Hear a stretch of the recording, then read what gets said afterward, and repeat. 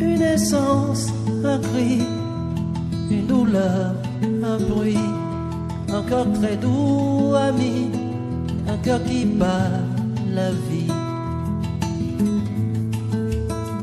Créé le 18 juillet 2002 à Genève en Suisse, à l'issue de la conférence internationale sur le sida, l'OPDAS a eu pour but principal de sa création de renforcer les capacités des premières dames afin qu'elles puissent relever efficacement les défis présentés par le VIH-Sida dans leur pays et sur le continent. En ce millénaire débutant, bien nombreux sommes-nous à avoir une pleine conscience des conséquences du sida en Afrique et dans le monde et à nous mobiliser pour pouvoir éviter l'hécatombe. En témoigne l'engagement pris par les chefs d'État et de gouvernement à New York lors de la 26e session extraordinaire de l'Assemblée générale des Nations unies. En témoigne encore le plan d'action du sommet spécial des chefs d'État et de gouvernement de l'OUA à Abuja, au Nigeria, sur le VIH-Sida, la tuberculose et les autres maladies infectieuses. En témoignent enfin les différents engagements pris par les premières dames aux réunions de Yaoundé, de Marrakech, de Bamako, de Libreville, de Kigali, du Caire, de Kampala, d'Abidjan, de Yamoussoukro, et tout récemment encore à New York en marge de la session spéciale des Nations unies sur les enfants. Mais il n'est point de doute, tous ces engagements resteront des vœux pieux, des simples velléités, tant qu'ils ne seront pas accompagnés de stratégies concrètes, plus actives et mieux élaborées dans le cadre d'une action concertée et solidaire. C'est pour cela que nous exprimons toute notre gratitude et adressons nos sincères félicitations à l'International AIDS Trust, au Dr Peter Piot, directeur de l'UNICIDA, pour avoir eu l'idée heureuse d'inspirer la création de l'Alliance des premières dames africaines pour la lutte contre le sida. La rencontre d'aujourd'hui, dont le chemin a déjà été balisé par la réunion des experts tenue à Libreville sous le patronage de Mme Edith Lucie Bongo, doit aboutir à la mise en place d'un instrument puissant et efficace devant permettre de transformer en volonté réelle les velléités souvent exprimées par les gouvernants. C'est l'occasion de réitérer notre engagement sans réserve dans la lutte contre le VIH-Sida aux côtés des gouvernants, en partenariat avec toutes les forces vives de nos pays respectifs et les ONG internationales dont l'engagement n'est plus à démontrer. Ainsi, au niveau national, les premières dames mettent en application leurs plans d'action respectifs pour contribuer au combat contre le VIH-Sida avec la collaboration et l'appui des gouvernements, des commissions nationales de lutte contre le sida, des ONG, du secteur privé et des organismes locaux de la communauté. Au niveau sous-régional et international, elles participent aux conférences internationales. Elles ont déjà lancé des activités entre pays dans les sous-régions centrales, occidentales et orientales. Nous avons, au cours de l'année 2003, exécuté quelques activités, notamment l'organisation d'une campagne de sensibilisation sur le VIH-Sida à l'attention des femmes de Brazzaville, avec projection de diapositives commentées en français et en langue nationale sur la situation du VIH-Sida. L'organisation d'un séminaire atelier à l'attention des chefs d'entreprise en vue de leur implication dans la prévention de la pandémie et dans la prise en charge des personnes infectées et affectées par le VIH. L'organisation d'une table ronde de mobilisation de ressources en faveur de la lutte contre le sida, en collaboration avec le gouvernement, les agences du système des Nations unies, les organisations internationales, les ambassades, les ONG nationales. La prise en charge thérapeutique de 22 femmes et une jeune fille séropositive. l'organisation des 2 galas dans les 2 grandes villes du pays, en collaboration avec la coordination des agences du système des Nations Unies, ONU-SIDA et le Conseil national de lutte contre le sida. Au cours de ces galas, il a été collecté plus de 135 235 045 francs CFA, devant permettre la prise en charge de 538 séropositifs pendant 1 an. Une commission mène actuellement la réflexion pour dégager les modalités pratiques d'une bonne prise en charge thérapeutique et du suivi biologique des personnes vivant avec le VIH. L'acquisition régulière de nos cotisations statutaires au sein de l'OPDAS. En perspective, nous envisageons au cours de cette année 2004 d'accorder la priorité de nos interventions au renforcement des capacités, à la mobilisation des ressources, à la lutte contre la discrimination et à la prise en charge des personnes vivant avec le VIH-Sida. Vous conviendrez donc avec moi, chère consoeur, première dame, que chaque jour et petit à petit, notre action gagne en efficacité. Elle constitue une valeur ajoutée non négligeable dans les efforts que mènent les politiques, les gouvernements et les scientifiques pour parvenir à bout de la pandémie. La naissance d'une organisation internationale n'est pas comme celle d'une association dans un quartier de la ville ou des anciens d'une école. C'est un processus de longue haleine qui a beaucoup de contraintes. Donc les 2 premières années de notre organisation ont eu pour objectif principal de nous doter d'instruments de travail. Il a fallu en 2 ans élaborer des statuts, élaborer un règlement intérieur, élaborer un plan d'action et finaliser nos documents avec notre plan stratégique. Et en même temps que nous mettions en place nos textes juridiques pour exister, nous avons initié des activités à différents niveaux, plus ou moins importantes, pour manifester notre volonté de participer pleinement à la lutte contre le sida. L'Organisation des Premières Dames d'Afrique contre le VIH-Sida est donc une coalition de plusieurs épouses de chefs d'État qui ont joint leurs forces pour agir comme la voix des sans-voix dans la lutte contre le VIH-Sida. Les Premières Dames se sont engagées à user de leurs capacités pour améliorer la vie des familles vulnérables par le biais du plaidoyer, de la mobilisation des ressources tant humaines que financières. Je pense que c'est un travail de longue haleine aussi sur le sida. Les femmes ont pris vraiment conscience.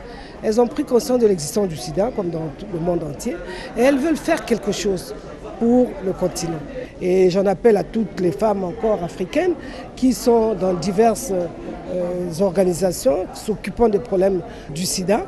Nous pensons que nous devons encore nous retrouver pour que nous prenions nos initiatives en main et enfin que cela revienne aux bénéficiaires qui sont surtout nos populations.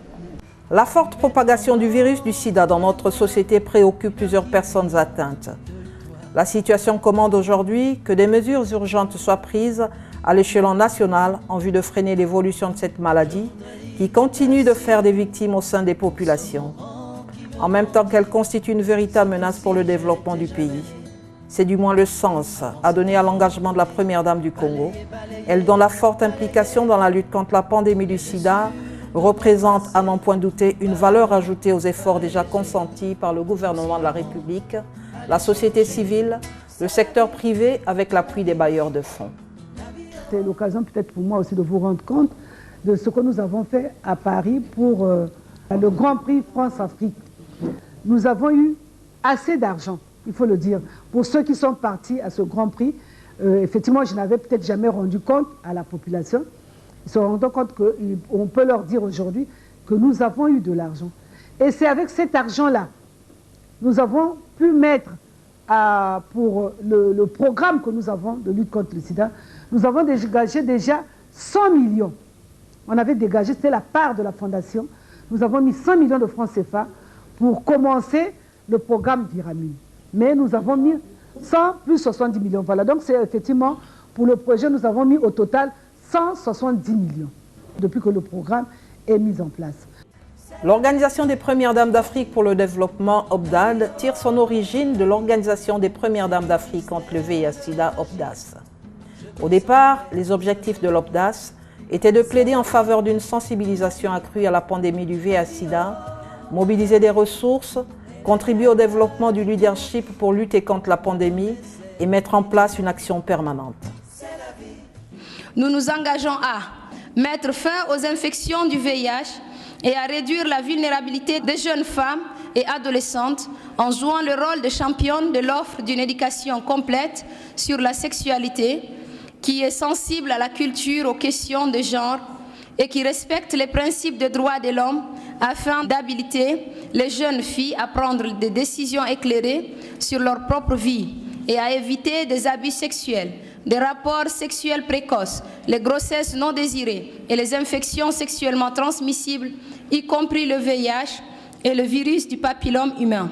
Nous, les Premières Dames d'Afrique, nous engageons à soutenir complètement la mise en œuvre des campagnes All In et State of the African Woman, à appuyer les efforts menés pour mettre fin au sida et pour mettre en œuvre la feuille de route de l'Union africaine ayant pour thème exploiter le dividende démographique en investissant dans la jeunesse et à lancer la nouvelle campagne continentale co-parrainée par l'Union africaine, l'Afrique unie pour la lutte contre le sida pédiatrique. Tout est question de volonté politique et sociale de chaque dirigeant. Le succès et les échecs que l'organisation a enregistrés les années précédentes a permis aux Premières Dames de tracer une nouvelle perspective afin d'être au diapason de multiples attentes des temps présents. J'ai fait le choix, depuis 2001, de mettre un accent particulier sur la transmission du virus de la mère à l'enfant pendant l'accouchement. Avec le concours du gouvernement congolais, j'ai lancé un programme appelé « Mon enfant vivra ». Il me fallait, pour donner une incarnation à la réussite de ce programme PTME au Congo, avoir un symbole.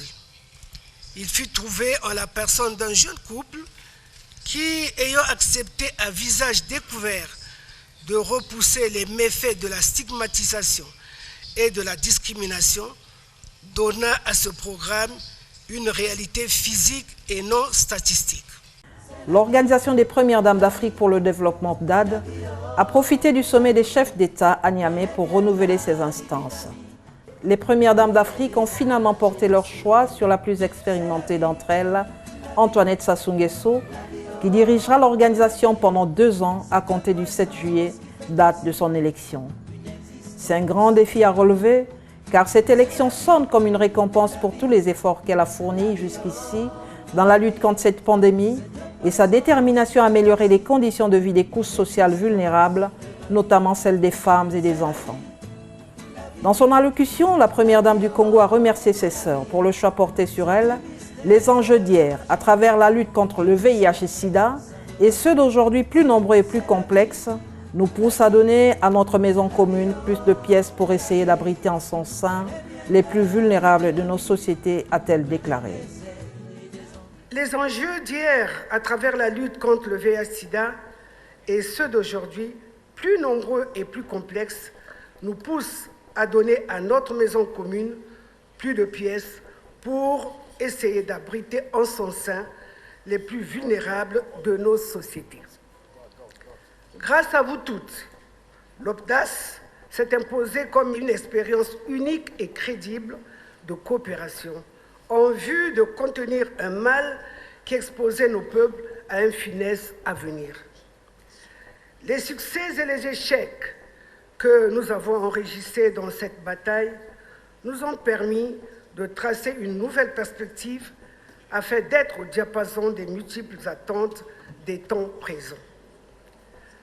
La naissance de l'OPDAD, outil de plaidoyer renforcé et multiforme, nous donne encore plus de responsabilités.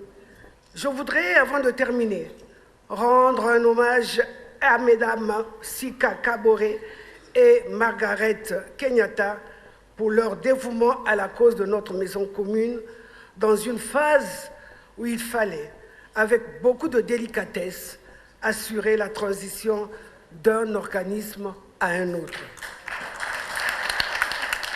Qu'il me soit permis de féliciter très sincèrement ma chère sœur, première dame du Congo, Madame Sassou Nguesso, pour sa brillante élection au poste de présidente de l'OPDAS. Je n'ai aucun doute quant au fait que vous releverez avec brio cette importante mission qui vous a été confiée. Ce rendez-vous de Niamey est spécial à tous les égards et nous nous en souviendrons pendant longtemps. Il marque en effet un tournant décisif dans les annales de l'Organisation des Premières Dames d'Afrique pour le développement. Développer un partenariat pour l'égalité des sexes et l'autonomisation des femmes en Afrique est le thème débattu le mardi 24 septembre lors de la session de haut niveau de l'OPDAD qui s'est tenue en marge de la 74e Assemblée générale des Nations unies à New York. Nouvellement créée, l'OPDAD s'articule autour d'un objectif unique, apporter une contribution significative à la santé et au bien-être des enfants, des jeunes et des femmes en Afrique. Le plan stratégique 2019-2023 décrit les principales thématiques sur lesquelles les femmes se plancheront.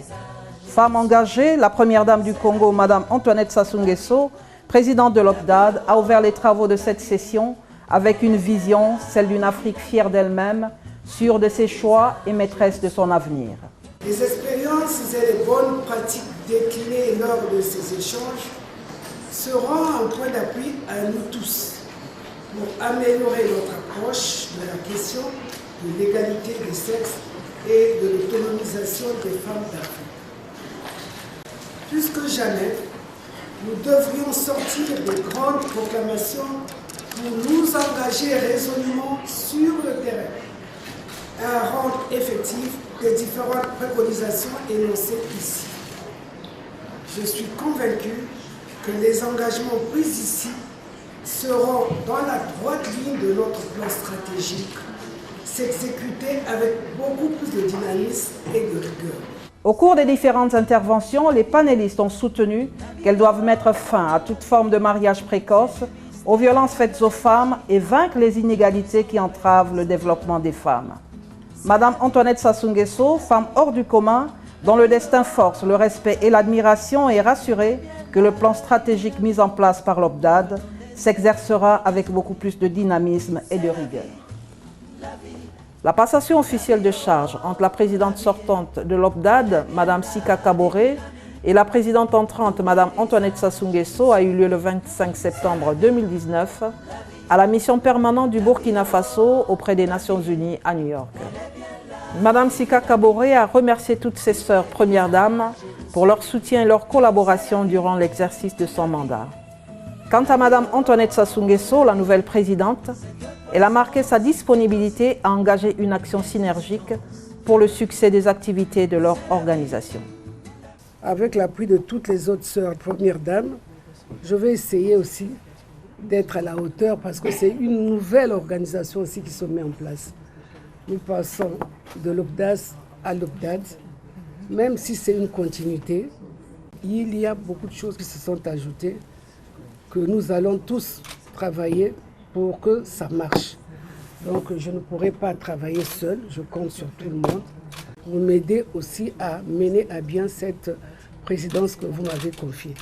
Notons que la cérémonie de passation de pouvoir a connu la participation de la vice-présidente de l'OPDAD, la première dame du Zimbabwe, Madame Auxilia Nagagwa. C'est la vie, la vie, la vie, oh, la vie. Cette présence qui fait aussi une existence.